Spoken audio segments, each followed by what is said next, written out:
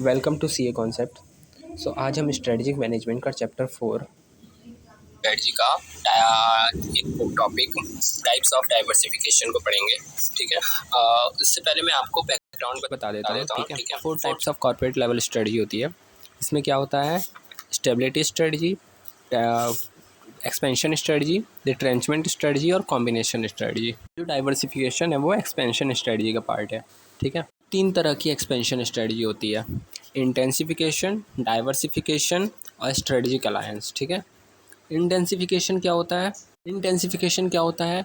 इसमें हम लोग अपने ग्रो करने के लिए या फिर एक्सपेंड करने के लिए या तो अपने प्रोडक्ट को डेवलप करते हैं या फिर नए मार्केट में एंटर करते हैं। इसमें क्या होता है? मार्केट पेनिट्रेशन में क्या करते हैं हम लोग? इसमें हम लोग ना तो अपना प्रोडक्ट कोई नया निकालते हैं, ना ही मार्केट कोई किसी नए मार्केट में एंटर करते हैं, बल्कि जिस भी मार्केट में और या जिस भी प्रोडक्ट के साथ हैं उसी पे और काम करते हैं कि हम लोग और ग्रो करें, नया और मार्केट शेयर एक्वायर करें। ठीक है, उसी में और ज़्यादा प्रॉफिट बुक करें। लेकिन इसके अलावा 2 टाइप्स हैं: मार्केट डेवलपमेंट या फिर प्रोडक्ट डेवलपमेंट। इसमें क्या करते हैं? मार्केट डेवलपमेंट में हम नए मार्केट में एंटर करते हैं और प्रोडक्ट डेवलपमेंट में हम लोग नया प्रोडक्ट बनाते हैं। जैसे कि अगर कोई सोप कंपनी है तो वो नए तरह का प्रोडक्ट निकालेगी, नए टाइप ऑफ सोप्स निकालेगी। ठीक है, HUL ने जैसे उसका लक्स भी है, पियर्स भी उसका है, डव भी उसका है, तो इसने प्रोडक्ट डेवलप किया। ठीक है, मार्केट डेवलपमेंट का क्या एग्जांपल हो सकता है? जैसे कि हम लोग दिल्ली के मार्केट में थे, अब हम लोग लखनऊ के मार्केट में भी एंटर कर रहे हैं, साउथ इंडिया में भी एंटर कर रहे हैं। ठीक है, ये हुआ मार्केट डेवलपमेंट, सॉरी। ठीक है, इसके बाद जो मेन टॉपिक है हमारा डाइवर्सिफिकेशन, उसको करते हैं। डाइवर्सिफिकेशन नाम से ही क्लियर हो रहा है, डाइवर्सिफाई करना, अपने बिजनेस को डाइवर्स रेंज में बढ़ाना। ठीक है, तो अगर बुक से कवर करें तो इसका ये मतलब हुआ कि diversification endeavours can be related और unrelated to existing business of the firms. तो डाइवर्सिफिकेशन का जो एंडेवर को ट्राई करता है उसका मेन एग्जिस्टिंग बिजनेस से रिलेटेड भी हो सकता है। जो भी बिजनेस डाइवर्सिफाई करेगा उसका जो भी डाइवर्सिफिकेशन जो होगा वो या तो रिलेटेड भी हो सकता है या फिर अनरिलेटेड भी हो सकता है एग्जिस्टिंग बिजनेस से। जैसे कि अगर अमूल कंपनी पहले मिल्क बेचती थी तो वो बटर में जाएगी तो वो अपने पिछले प्रोडक्ट से रिलेटेड है। लेकिन अगर वही अमूल कंपनी अगर सीमेंट बनाने लगे तो वो अनरिलेटेड है। टाटा ग्रुप कंपनी TCS था, वो मोटर्स में गया तो अनरिलेटेड है। ठीक है, जो भी एग्जिस्टिंग बिजनेस के साथ उसका रिलेशन है उसके बेसिस पे अगर हम लोग क्लासीफाई करें तो हम लोग 4 तरीके से क्लासीफाई कर सकते हैं डाइवर्सिफिकेशन को। कैसे कैसे? वर्टिकली, हॉरिजॉन्टली, कॉन्सेंट्रिक और कॉन्ग्लोमरेट। ठीक है, वर्टिकली में क्या होता है? In vertically integrated diversification firm opt to engage in the business that are related to the existing business of the firm हमेशा ऐसी बिजनेस में इंगेज करने की कोशिश करते हैं या फिर ऑप्ट करते हैं जो कि रिलेटेड हो एग्जिस्टिंग बिजनेस से। Firm remains vertically within the same process sequence, moves forward or backward in the chain, and enter specific product process steps with the intention of making them into the new business for the firm। इसमें कह रहा है कि firm हमेशा रहना चाहता है जो कि सेम प्रोसेस, जो भी चेन है उसके सेम प्रोसेस में। चेन मतलब कि जैसे मान लो किसी का अगर कोई फाइनल प्रोडक्ट बना रहा है रिलेटेड टू जैसे बटर। ठीक है, तो बटर का इनपुट क्या हुआ? मिल्क। और आउटपुट क्या है? आउटपुट तो मेन बटर है। तो इसका जो भी मेन प्रोसेस है उसके साथ मिल्क को वो बनाना, उसको दही के फॉर्म में बना के फिर बटर वगैरह जो भी जिस तरह निकाला जाता है, तो जो प्रोसेस चेन है उसमें ये ही वर्टिकली ही रहता है। या तो ये इनपुट की तरफ जाएगा या तो आउटसाइड डिस्ट्रीब्यूशन सिस्टम की तरफ जाएगा, लेकिन ये उस अपने चेन से बाहर नहीं जाता है। तो वही कह रहा है, the characteristic feature of vertically integrated diversification is that the firm does not jump outside the vertically linked product process chain. ठीक है, सो 2 तरह का वर्टिकली इंटीग्रेटेड डाइवर्सिफिकेशन होता है: forward and backward integration. Forward and backward integration forms part of vertically integrated diversification. ये कह रहा है कि वर्टिकली इंटीग्रेटेड डाइवर्सिफिकेशन 2 ही फॉर्म में हो सकता है, फॉरवर्ड होगा या बैकवर्ड होगा। In vertically integrated diversification firm opt to engage in the business that are vertically related to the existing business of the firm. इसका ये मतलब हुआ कि जो वर्टिकली इंटीग्रेटेड डाइवर्सिफिकेशन होता है उसमें फर्म जो जिस बिजनेस में इंगेज होंगी वो हमेशा एग्जिस्टिंग बिजनेस से वर्टिकली ही रिलेटेड होगा। कहने का ये मतलब हुआ कि अगर अमूल कंपनी बटर बना रही है तो वो उसका इनपुट क्या है, मिल्क, और उसका आगे फॉरवर्ड क्या है, वो बटर को घर घर रिटेल पे पहुंचाती है ना, तो डिस्ट्रीब्यूशन सिस्टम।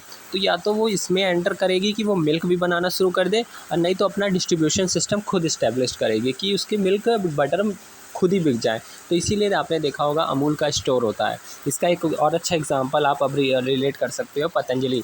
पतंजलि क्या करता है, पतंजलि के जो प्रोडक्ट होते हैं वो पतंजलि के खुद के स्टोर पे मिलते हैं। तो पतंजलि ने क्या किया, खुद का अपना डिस्ट्रीब्यूशन सिस्टम बनाया जिसमें वो अपने प्रोडक्ट को खुद ही रिटेल तक लाता है।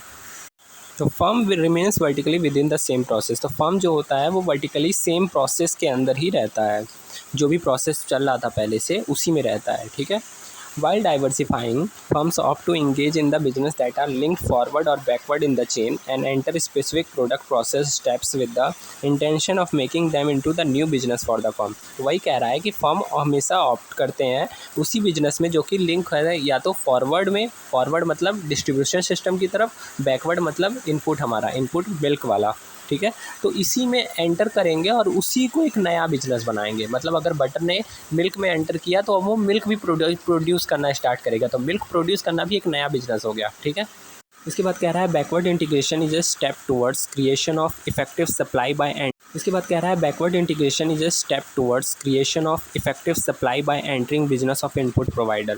तो कह रहा है अगर आप बैकवर्ड इंटीग्रेशन में एंटर कर जाते हो तो आप ही सोचो वो क्रिएशन ऑफ इफेक्टिव सप्लाई होगा या नहीं। अगर बटर के लिए मिल्क चाहिए तो इससे पहले अमूल कंपनी दूसरों से मिल्क लेती थी, लेकिन अब अगर खुद का उसका मिल्क का बिजनेस हो गया तो वो इफेक्टिव सप्लाई उसको जब चाहिए होगा तब मिल जाएगा ना। तो ये एक इफेक्टिव सप्लाई क्रिएट हो गया या नहीं एक इनपुट प्रोवाइडर के तौर पे। फिर कह रहा है strategy employed to expand profit and gain greater control over production of a product whereby a company will purchase or build a business that will increase its own supply capability or lessen its cost of production। इसका मतलब ये हुआ, कह रहा है कि strategy employ की गई थी अपने प्रॉफिट्स को बढ़ाने के लिए, वो क्या कर रहा है, क्रिएटर कंट्रोल दे रहा है किस पे, ओवर प्रोडक्शन। अब हम प्रोडक्शन पे हमारा ज़्यादा कंट्रोल है। पहले हम सप्लाई के लिए दूसरे से लेते थे अपना प्रोडक्ट, तो हमारा उतना कंट्रोल नहीं था। अगर उसने सप्लायर ने मना कर दिया कि हम नहीं देंगे तो हमारा प्रोडक्शन इफ़ेक्ट हो जाता है कुछ टाइम के लिए, ठीक है। तो वही कह रहा है कि अब हमारा पूरा ग्रेटर कंट्रोल आ गया प्रोडक्शन पे, और एक्सपेंड प्रॉफिट तो हुआ ही। Whereby a company will purchase or build a business that will increase its own supply capability, जिसकी वजह से हमारा सप्लाई कैपेबिलिटी भी आगे, सप्लाई करने का भी कैपेबिलिटी बढ़ गया, और lesson it's cost of production, और कॉस्ट ऑफ प्रोडक्शन भी कम हो गया। क्योंकि अगर हम किसी से मिल्क ले रहे थे तो वो तो अपना प्रॉफिट ऐड करता ना, लेकिन अब यहाँ पे हम लोग अपना मिल्क खुद ही लगा रहे हैं, तो उसकी जगह पे जो प्रॉफिट ले रहा है वो लगा रहा था, अब वो प्रॉफिट नहीं है, अब हमारा कॉस्ट ऑफ प्रोडक्शन, उसी में कॉस्ट के साथ ही वो कॉस्ट आ गया, ठीक है। ये हुआ कि पहले वो उसका जो कॉस्ट था वो भी था, उसका प्रॉफिट था, उसके बाद हमारा कॉस्ट बटर का और हमारा प्रॉफिट, इतना सारा था। लेकिन अब क्या है, अब हमारा ही टोटल कॉस्ट बस लग रहा है, कोई प्रॉफिट नहीं है, और प्रॉफिट मार्जिन अब हमारा बढ़ गया, हम केवल उसमें हमारा ही प्रॉफिट है, जो पहले सप्लायर का प्रॉफिट था वो नहीं है। जैसे एग्जांपल ये दे रहा है, एक large supermarket chain consider to purchase a number of farms that would provide it a significant amount of fresh produce. तो इसका यही मतलब हुआ कि एक सुपरमार्केट जो होता है वो कंसिडर करता है कि वो एक ज़्यादा नंबर ऑफ फार्म्स को ले ले जो कि प्रोवाइड करेंगे उन्हें सिग्निफिकेंट, बहुत ही ज़्यादा अमाउंट में फ्रेश प्रोड्यूस, ठीक है। फिर कह रहा है on the other hand forward integration is moving forward in the value chain and entering the business line that use existing products. कह रहा है कि इसका मतलब ये हुआ कि moving forward in the value chain and entering to business that lines that use existing product, मतलब कि अपने वैल्यू चेन में आगे की तरफ जा रहा है और ऐसे बिजनेस में एंटर कर रहा है जो कि उसी प्रोडक्ट को अपना एग्जिस्टिंग प्रोडक्ट की तरह यूज़ करते हैं। जैसे कि मिल्क का मैंने बताया था कि मिल्क को यूज़ कर रहा था, मिल्क को अगर मान लो कोई कंपनी है वो मतलब मिल्क बना रही है, तो वो अपने मिल्क को बटर के बनाने के लिए यूज़ होता है ना, तो वो क्या कर रहा है, बटर की कंपनी में एंटर कर रहा है, ठीक है। इसका एग्जांपल ये भी ले सकते हैं, अगर कोई कंपनी है वो आटा बनाती थी तो वो अब ब्रेड में एंटर कर रही है, जिसमें आटा as a existing product use होता था या फिर एज ए सप्लाई यूज़ होता था, ठीक है। Forward integration will also take place where a organization enter into the business of distribution channel। आप जैसा मैंने डिस्ट्रीब्यूशन चैनल का पतंजलि वाला एग्जांपल दिया था, तो वही कह रहा है कि विल ऑल्सो एक फॉरवर्ड इंटीग्रेशन तभी भी हो सकता है अगर कोई बिजनेस एंटर करता है डिस्ट्रीब्यूशन चैनल में। तो अगर पतंजलि है तो वो अपना डिस्ट्रीब्यूशन सिस्टम में, HUL है तो HUL का इतना डिस्ट्रीब्यूशन सिस्टम अच्छा है कि वो उसके प्रोडक्ट डायरेक्टली रिटेल स्टोर तक आराम से पहुंच जाते हैं। तो उसने वो अपना प्रोडक्ट तो अच्छा बना ही रहा है, उसके साथ ही उसने क्या किया, अपने डिस्ट्रीब्यूशन सिस्टम में भी एंटर कर दिया। तो उसका खुद का डिस्ट्रीब्यूशन सिस्टम है, वो डायरेक्ट प्रोडक्ट को निकालता है तो सीधा वो रिटेल तक डायरेक्टली पहुंच जाते हैं। पार्ले जी का भी डिस्ट्रीब्यूशन सिस्टम ऐसा ही है, पतंजलि का भी डिस्ट्रीब्यूशन सिस्टम अच्छा है। ये सब डिस्ट्रीब्यूशन सिस्टम इनका खुद का है। जी का डिस्ट्रीब्यूशन सिस्टम की यही स्टोरी है कि पहले वो लोग केवल अपना प्रोडक्ट मैन्युफैक्चर करते थे, मतलब पार्ले जी रखते थे, लेकिन बीच में उनका क्रेज़ एकदम गिर गया था। बहुत लोग पार्ले जी का सेल बहुत ही गिर गया था, तो उन लोगों ने फिर अपनी स्ट्रेटजी वगैरह लगाई और डिस्ट्रीब्यूशन चैनल को अपना स्ट्रॉन्ग किया, खुद का डिस्ट्रीब्यूशन चैनल बनाया और उसके थ्रू जब से होने लगा सप्लाई तो काफ़ी अच्छा सेल बढ़ गया था पार्ले जी का। आता है हॉरिजॉन्टल इंटीग्रेटेड डाइवर्सिफिकेशन। इसमें क्या होता है, इसको अगर हम लोग इमेजिन करें तो हॉरिजॉन्टल, इससे पहले हम लोग वर्टिकल थे। वर्टिकल को कैसे देख सकते हैं कि हमारा बीच में अपना प्रोडक्ट है, उससे ऊपर वर्टिकली उससे ऊपर जाएंगे, वर्टिकल लाइन सीधी होती है ना, तो उससे ऊपर जाएंगे तो रॉ मटेरियल और उससे नीचे जाएंगे तो डिस्ट्रीब्यूशन सिस्टम। लेकिन हॉरिजॉन्टल लाइन तो हॉरिजॉन्टल होगी ना, ऐसे करके, ठीक है। तो उसमें क्या होगा कि सब सेम लेवल पे ऑपरेट कर रहे हैं। तो वही कह रहा है, through the acquisition of one or more similar business operating at the same stage of production market जी का आता है हॉरिजॉन्टल इंटीग्रेटेड डाइवर्सिफिकेशन। इसमें क्या होता है, इसको अगर हम लोग इमेजिन करें तो हॉरिजॉन्टल, इससे पहले हम लोग वर्टिकल थे। वर्टिकल को कैसे देख सकते हैं कि हमारा बीच में अपना प्रोडक्ट है, उससे ऊपर वर्टिकली उससे ऊपर जाएंगे, वर्टिकल लाइन सीधी होती है ना, तो उससे ऊपर जाएंगे तो रॉ मटेरियल और उससे नीचे जाएंगे तो डिस्ट्रीब्यूशन सिस्टम। लेकिन हॉरिजॉन्टल लाइन तो हॉरिजॉन्टल होगी ना, ऐसे करके, ठीक है। तो उसमें क्या होगा कि सब सेम लेवल पे ऑपरेट कर रहे हैं। तो वही कह रहा है, through the acquisition of one or more similar business operating at the same stage of production marketing chain that is going into the complementary product, by product or taking over competitor product. इसमें यही हो कह रहा है कि आप इसमें क्या करते हो, एक्विजिशन करते हो one or more similar business जो कि ऑपरेट करता है same stage of product marketing chain पे। मतलब कि अगर आप कोई बेवरेज बना रहे हो, जैसे लिम्का है तो सामने वाला पेप्सी बना रहा है, दूसरा कोई वो उस लिम्का बना रहा है, वो पैसे स्लाइस बना रहा है या फिर स्प्राइट बना रहा है, तो सेम लेवल पे हो, कॉम्पिटिटर प्रोडक्ट है, उसके सब्स्टिट्यूट प्रोडक्ट है, ठीक है। तो उन सब के बिजनेस को एक्वायर कर लेना या उन्हीं की तरह से उनके फॉर्म में ही डाइवर्सिफाई कर लेना। जैसे स्लाइस को देख के माजा आया था, ठीक है। तो ये भी एक एग्जांपल ऐसा हो सकता है कि जैसा कॉम्पिटिटर का प्रोडक्ट है, हम सेम लेवल पे हैं, ना तो उसके रॉ मटेरियल पे जा रहे हैं ना डिस्ट्रीब्यूशन, सेम लेवल के प्रोडक्ट के लेवल पे ही हम लोग उसको डाइवर्सिफाई कर रहे हैं। इसके बाद आता है कॉन्सेंट्रिक डाइवर्सिफिकेशन। इसमें कह रहा है concentric diversification to amounts to related diversification. ये भी एक तरह का रिलेटेड डाइवर्सिफिकेशन ही है। In concentric diversification the new business link to the existing business through process, technology और मार्केटिंग। इसमें ये होता है कि जो न्यू बिजनेस होता है, हम जिस न्यू बिजनेस में जा रहे होते हैं वो एग्जिस्टिंग बिजनेस से रिलेटेड तो होता है, लेकिन किस तरह से रिलेटेड होता है, प्रोसेस, टेक्नोलॉजी और मार्केटिंग के थ्रू रिलेटेड होता है। मतलब कि ना तो वो एकदम वैसा ही प्रोडक्ट है, अगर आप बेवरेज में जा रहे हो तो बेवरेज जैसा ही है, उसके वैसा नहीं है, लेकिन उससे रिलेटेड है किस तरीके से, प्रोसेस के थ्रू से, टेक्नोलॉजी के थ्रू से और मार्केटिंग। एग्ज़ाम्पल ये होगा कि अगर आप नोटबुक बनाते थे तो अब आप पेन भी बनाने लगे, उससे रिलेटेड है, स्टेशनरी आइटम है, ठीक है। आप पहले इस तरह के प्रोडक्ट बनाते थे, स्केल वगैरह या बुक्स वगैरह छापते थे, अब आपने लाइब्रेरी खोल ली, तो वो भी बुक्स वगैरह से रिलेटेड ही है, स्टेशनरी से रिलेटेड है। New product is spin off from the existing facilities and product processes. This means that in concentric diversification too, there are benefit of synergy with the current operation. मतलब हुआ कि जब हम लोग existing facility से जो अपना न्यू प्रोडक्ट क्रिएट कर रहे हैं जो कि रिलेटेड है एग्जिस्टिंग फैसिलिटी या फिर प्रोडक्ट प्रोसेस से, मतलब किससे रिलेशन बैठ रहा है, प्रोसेस से, टेक्नोलॉजी से और मार्केटिंग से। इससे बेनिफिट ऑफ सिनर्जी मिलती है। बेनिफिट ऑफ सिनर्जी का मतलब कि आप जब इस तरह का बिजनेस क्रिएट करते हो तो आपको कुछ एडेड बेनिफिट मिलते हैं जो कि अगर आप उसको नहीं कर रहे होते तो वो नहीं मिलता। जैसा कि ये इसका यूज़ ज़्यादातर स्ट्रेटेजिक अलायंस में होता है। सिनर्जी का मतलब ये होता है कि जैसे कि अगर कोई कंपनी है अगर कोई कंपनी है जिसका गवर्नमेंट के साथ इन्फ्लुएंस बहुत अच्छा है, ठीक है, और दूसरी कंपनी है जिसका स्ट्रेटजी बहुत अच्छा है और वो बहुत ही तेज़ी से ग्रो कर रही है, तो ये दोनों, लेकिन उसका गवर्नमेंट से कनेक्शन अच्छा नहीं है, तो ये दोनों एक साथ में आ जाएंगी और जिससे दोनों को एक दूसरे का बेनिफिट मिलेगा। कैसे? जो कंपनी को गवर्नमेंट से रिलेशन अच्छे नहीं थे लेकिन दूसरी कंपनी के अच्छे थे तो उससे जुड़ जाएगी, तो इन दोनों का गवर्नमेंट से रिलेशन अच्छा हो जाएगा और जो भी पॉलिसी वगैरह पास करानी होगी वो पास हो जाएगी।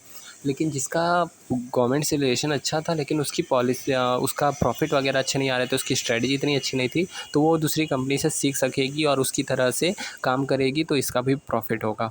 तो इस तरह से बेनिफिट ऑफ सिनर्जी होता है जो कि अकेले नहीं होता है लेकिन दो लोग एक साथ आ जाते हैं तो बेनिफिट होता है। इसको बेनिफिट ऑफ सिनर्जी कहते हैं। तो यहाँ पे इसका एग्जांपल ये मिलेगा कि जो एग्जांपल कह रहा है कि प्रोडक्ट प्रोसेस और टेक्नोलॉजी से रिलेटेड है, तो आप यूँ समझ लीजिए टाटा मोटर्स अगर मान लीजिए 4 व्हीलर में है, तो अगर वो 2 व्हीलर में आ रहा है तो ये किस तरह से रिलेटेड है?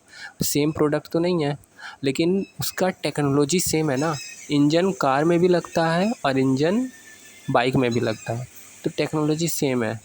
तो वही ये हो गया, कौन सा डाइवर्सिफिकेशन हुआ? अगर टाटा मोटर्स 4 व्हीलर से 2 व्हीलर में आए तो कॉन्सेंट्रिक डाइवर्सिफिकेशन हो गया, ठीक है। अपना जो भी प्रोडक्ट में डाइवर्सिफाई किया वो रिलेटेड था टेक्नोलॉजी से। प्रोसेस कैसे होगा कि हम अपना ब्रेड बनाते थे तो ब्रेड में प्रोसेस में आटा यूज़ होता है, तो अब हम लोग ब्रेड से डाइवर्सिफाई करके आटा भी बनाते हैं। तो आटे के लिए क्या हो गया, आटा आटा और आटा जो था वो ब्रेड बनाने के प्रोसेस में यूज़ होता था, तो हम लोगों ने उस प्रोसेस के थ्रू डाइवर्सिफाई किया जिस जो प्रोसेस में यूज़ होता था। तो वही कह रहा है कॉन्सेप्टिंग डाइवर्सिफिकेशन में हमेशा जो डाइवर्सिफिकेशन होता है वो एग्जिस्टिंग बिजनेस से रिलेटेड होता है थ्रू किससे? प्रोसेस से, टेक्नोलॉजी से और मार्केटिंग से, ठीक है। फिर कह रहा है however concentric diversification differs from vertically integrated diversification in the nature of the linkage the new product has with the existing business. तो वही कह रहा है कॉन्सेंट्रिक डाइवर्सिफिकेशन वर्टिकल से डिफरेंट है, बस इस तरह से कि जो वर्टिकली इंटीग्रेटेड डाइवर्सिफिकेशन होता है उसका रिलेशन एग्जिस्टिंग बिजनेस से वर्टिकली रहता है, केवल प्रोडक्ट चेन में रहता है, लेकिन कॉन्सेंट्रिक के साथ ऐसा नहीं होता है। While in the vertically integrated diversification, the new product falls within the firm current product process chain। तो वो कि वर्टिकल हमेशा प्रोडक्ट प्रोसेस चेन में रहता है, ठीक है। In concentric diversification there is a departure from the vertical linkage. लेकिन कंसेंट्रिक डाइवर्सिफिकेशन में वर्टिकल से अलग होकर बाहर आके रिलेटेड होता है। मतलब ये हुआ कि जो न्यू प्रोडक्ट होता है वो कनेक्टेड रहता है एग्जिस्टिंग प्रोडक्ट से लूप लाइक मैनर, मतलब कहीं कहीं ही कनेक्टेड रहता है, ज़्यादा उतना रिलेशन नहीं रहता है। जो कि रिलेशन जो कि है वो भी किस फॉर्म में रहता है? प्रोसेस, टेक्नोलॉजी, प्रोडक्ट चेन के फॉर्म में रहता है, ठीक है। बाद आता है conglomerate diversification. Conglomerate diversification is in no such linkage exist. Conglomerate diversification में हम लोग डाइवर्सिफाई तो करते हैं लेकिन कोई भी लिंकेज एग्जिस्ट नहीं करता है। एग्जाम्पल, अमूल कंपनी सीमेंट के बिजनेस में एंटर करी, ब्रेड बटर इन सब का सीमेंट से कोई लेना देना नहीं है, ठीक है। The new business product are disjointed from the existing business product in every way. जो न्यू बिजनेस प्रोडक्ट होता है वो एग्जिस्टिंग बिजनेस प्रोडक्ट से कोई भी किसी भी फॉर्म में जॉइंट नहीं रहता है। It is totally unrelated diversification. इसका कोई रिलेशन नहीं है डाइवर्सिफिकेशन में एग्जिस्टिंग प्रोडक्ट से। In product process technology function there is no connection between the new product and the existing ones. तो इसमें कोई रिलेशन नहीं रहता है, ना ही प्रोडक्ट से, process and technology. Amul company वो मिल्क या बटर बनाने में सीमेंट का कहीं दूर दूर तक रिलेशन नहीं है, कोई यूज़ नहीं होगा। Conglomerate diversification has no common thread at all with the firm's present position. Conglomerate diversification का ये होता है कि इसका हम कोई फ़ायदा भी नहीं मिलता है हमारे प्रेजेंट पोजीशन से। अगर मान लो अमूल कंपनी अपने मिल्क वगैरह बनाने में एकदम टॉप पे है, इससे अच्छी कोई कंपनी नहीं है, लेकिन वो अगर सीमेंट बिजनेस में आएगी ना, तो ज़रूरी नहीं है कि उसमें भी अच्छी हो सकता है कि सबसे बेकार सीमेंट बनाता हो। तो वही कह रहा है कि आपके करंट पोजीशन, आप जो भी प्रोडक्ट करंट में बनाते हैं उसका उस पे जिस भी हाईएस्ट पोजीशन पे हो, उससे करंट जो नया प्रोडक्ट में एंटर कर रहे हैं उससे उसका कोई रिलेशन नहीं है। एग्जांपल ये भी दे रहा है, एक cement manufacture diversify into the manufacture of steel and rubber product, इसीलिए ये बहुत ही रिस्की भी होता है। इसके बाद आता है, इसके बाद कह रहा है expansion through merger and acquisition. तो इसमें क्या करते हैं हम लोग, डाइवर्सिफाई तो कर रहे हैं, एक्सपेंड अपने बिजनेस को कर ही रहे हैं, लेकिन एक्विजिशन या मर्जर करके। इसका पिछले वाले से डिफरेंस क्या था, हम लोग इससे पहले एक्सपेंड कर रहे थे लेकिन वो डाइवर्सिफाई कर रहे थे, खुद ही क्रिएट कर रहे थे। लेकिन अब हम लोग क्या कर रहे हैं, खुद क्रिएट नहीं कर रहे हैं, खुद ही नए बिजनेस में नहीं अपना क्रिएट कर रहे हैं, बना बनाया बिजनेस खरीद ले रहे हैं या फिर मर्ज कर ले रहे हैं। ठीक है, तो इसमें क्या होता है, हम लोग इसमें भी टाइप वही सेम हो रहा है। टाइप ऑफ मर्जर जो होते हैं वो भी सेम होते हैं, हॉरिजॉन्टल, वर्टिकल, कोजेनरिक एंड कॉन्ग्लोमरेट। हम लोग मतलब जो बिज़नेस को एक्वायर कर रहे हैं या फिर जो मर्ज कर रहे हैं वो 4 तरीके से रिलेटेड है। हॉरिजॉन्टल है,